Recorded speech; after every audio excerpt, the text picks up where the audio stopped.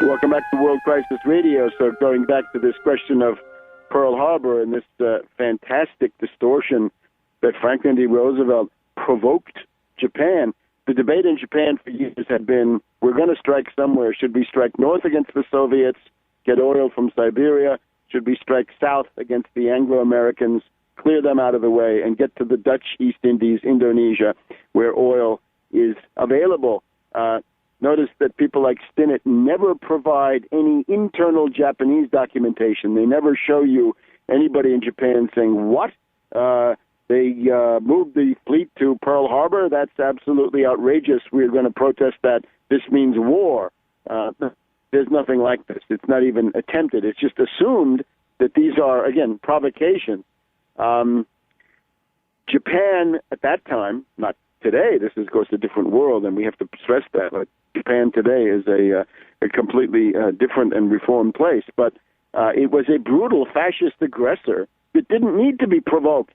It did it all on its own. As a matter of fact, if Japan needed provocations, they would provoke themselves. Interesting thing that Stinnett never paid any attention to. The Japanese provoked themselves when they wanted to invade Manchuria, set up their puppet state of Manchukuo. They provoked it with the Mukden incident of September 1931, which was to plant some dynamite along a railroad line, blow it up, and then, using this as a pretext to bring into operation two very large artillery pieces, 9.2-inch guns, which they had hidden in the so-called swimming pool of a Japanese building. They began firing at a Chinese barracks. The Japanese were there in the first place because of the 1905 war, when they had attacked the Russian fleet and destroyed it in the port of Darien, Port Arthur. So the Mukden incident, September 1931, Japanese provoked themselves and attack, take over Manchuria, and then when they want to go beyond that, in 1937, in July, they provoked the incident at the Marco Polo Bridge, which is essentially the line of demarcation. It's a railroad choke point between Manchuria on the one side and then the body of China under Chiang Kai-shek and the Chinese nationalists on the other. So two cases where the Japanese provoked themselves. They didn't need to wait for Roosevelt.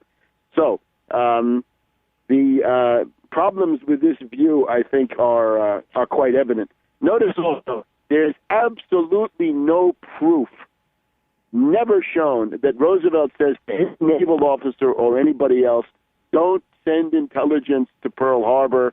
As Harry Elmer Barnes put it, and this guy became a Roosevelt hater when he went off the deep end later in his life, before he died in 1972, he confessed, I've never found a scrap of evidence that showed that Roosevelt knew exactly when and where the attack took place.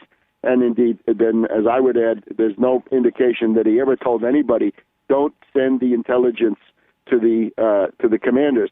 Rather, we have the question of Kimmel and Short. Now, there had been a war warning, November 27th, 1941. What part of war warning did they not understand? It also said in the Army message, it said, carry out reconnaissance. In the case of Kimmel, it said, carry out an appropriate defensive deployment. What would this have looked like? You have a lot of destroyers. You have light cruisers with scout planes on them. They can search hundreds and hundreds of miles of ocean. You have a lot of submarines. You have PBY Catalinas. You have B-18 Bolo light to medium bombers. You've got radar. Why not mobilize all these things? An energetic, resourceful, innovative, aggressive commander would have gone to visit the radar. He would have said, I want a phone line to this radar station. I want a liaison officer. I want ground observers. There used to be the Ground Observer Corps. Let's put people with binoculars all along the coast of Hawaii, and if they see planes coming in, we have phone lines set up. We can gain 30 to 40 or 50 minutes of early warning. That's enough time to launch the planes and so forth.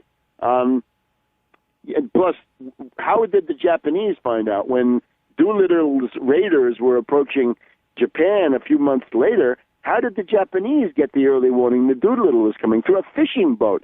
If your superior officers didn't let you do all these things, which is not the case, he never tried. You could basically do an operation of your own, send out a bunch of fishing boats with radios, and through them you can find out what's coming. Admiral Block, the commander of the naval district that would always be there, had 20 or 25 ships of his own. So he just didn't do these things. And of course, the ammunition was not distributed to the guns on the ships. The fighter cover was not there. There was no combat air patrol. There was nothing. And this is now several days, weeks after receiving the war warning. Now, if we look in this, we're also told that the people in Washington had declared that the North Pacific was an empty sea. Well, the person who says that it's an empty, a vacant ocean is this Admiral Richmond K. Turner, whom a number of authors have identified as the one who did block the intelligence going to Kimmel and Short. In particular, on December 3rd, there's a proposal to send a supplementary war warning saying, watch out, don't become the new victim of a new Port Arthur surprise attack by the Japanese. And it's Admiral Richmond K. Turner who says, no, don't send it. It's going to confuse them. This is no good. It's also interesting from the point of view of Kimmel that the big enemy of Kimmel is Admiral Richmond K. Turner. For example, here in the Costello book, let's see, Costello's well-known Days of Infamy, he tells you this case of Admiral Richmond K. Turner on board one of the U.S. battleships in Tokyo Bay, right at the night before the end of the war, the night before MacArthur signs the armistice and the surrender. Admiral Richmond K. Turner comes into to the wardroom on the ship with a bunch of admirals and captains, and he says that Kimmel, he had all the information and he didn't do anything about it. They should hang him higher than a kite. Well, this is where we have to let Kimmel off the hook, because he was not given intelligence warnings and other material, and this was withheld not by Roosevelt, but by Admiral Richmond K. Turner. And Admiral Richmond K. Turner, after the war, in order to maintain his own reputation, became the main persecutor of Kimmel. So, where does this leave us? The other question is the cryptanalysis. The story is there's magic. These are code intercepts. The U.S. can read purple, the Japanese diplomatic code. The British can read JN-25, the fleet code. There's an implied division of labor. The U.S. does share the purple with the British. The British, under the orders of Sir Winston Churchill, do not share the JN-25 with the U.S. As Costello points out, Sir Winston Churchill's war diary is completely blank for the first week of December.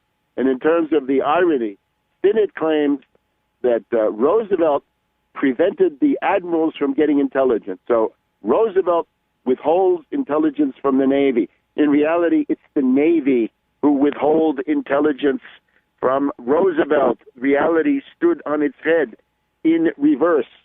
The reality is, and this is basically written up in the Rusbridger and Nave study, which I think is the most authoritative, Rusbridger and Nave, betrayal at Pearl Harbor, how Churchill lured Roosevelt into World War II.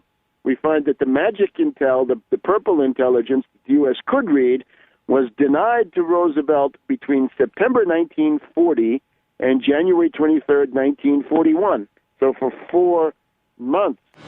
And then it denied again between May 1941 and the 12th of November 1941. If you know that movie, Tora, Tora, Tora, with E.G. Marshall as Colonel Rufus Bratton, you'll see it there. The president's name is stricken from the list of the people who get the intel, and also the non-secret government people like Cordell Hull and Sumner Wells are denied the intel. Who does all this stuff? It's Colonel Simpson of the Invisible Government, General Marshall, Wall Street's favorite general, and Admiral Richmond K. Turner, who is the guy who literally prevents the intelligence and the appropriate warnings from being sent to Pearl Harbor. So take a look at these books. Costello, The Days of Infamy, and the Russ Bridger Nave, Betrayal at Pearl Harbor, and put away this silly book by Stinnett, which I think is increasingly discredited.